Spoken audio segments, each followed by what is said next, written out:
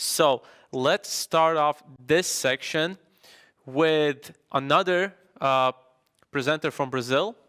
He's going to talk about one of Zabbix's missteps and how to solve it in a simple way. So let's welcome CEO of ServiceMonit Brazil, Luiz Sales. Welcome.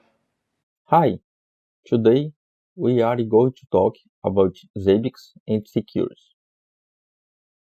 How to make Zabbix a better tool. My name is Luiz Sales. I am CEO of ServiceMonit from Brazil. Do you think Zabbix is safe? Would you trust it with your data? If you answer yes, answer me one more question. How does something secure allow to use password in plain text? I bet you thoughtful now. What is the vulnerability? The configuration file allows data to access the database to be read by anyone with access to it. So that hacker will have full access to the database. And how can we solve it?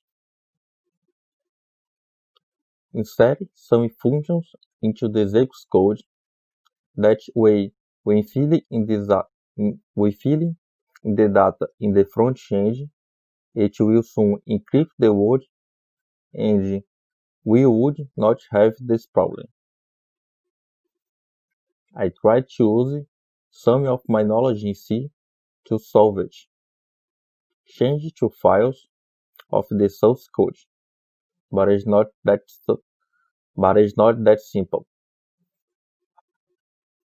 With that, I received a not very nice error message in the log. You can help this idea voting in this ticket. In Brazil, we have a saying that when we don't have the best tools to do a job, we do what we have. So I developed a script that encrypts and decrypts words. In this example, I am doing this for the database name and password. Now, our configuration file is not that sensible. Here's the function I used for this. And a very basic script that will help us to put our idea into practice. Visually, you will find that you are using the standard Zabbix, but behind the curtains, it's not quite how it works. First, we create a temporary file. It will be responsible for storing data sensible data. I search the old Zabbix server to find the path of configuration file. With the file, we clean up to find only the lines that matter. When we find the string U12, we make the loop decrypt that information and populate the temporary file with the Zabbix access data. So, with the populated temporary file, we call the old Zabbix server again and pass the temporary file as a parameter to execute the main command. That way, we limit the hacker. How we implement? Just download the file on my GitHub and run the executable with the install parameter. This is it. I hope it can help in the development of new ideas and how to solve them. Thank you. Thank you a lot. So I have a couple of questions from my side, so maybe you can answer them. So you were talking about common missteps, common misconfigurations. So maybe you have encountered some misconfigurations when it comes to specifically, say, Zabbix proxies or Zabbix agents, specifically maybe when you're migrating from C agent to Go agent, if you had the experience with that. Maybe you can comment.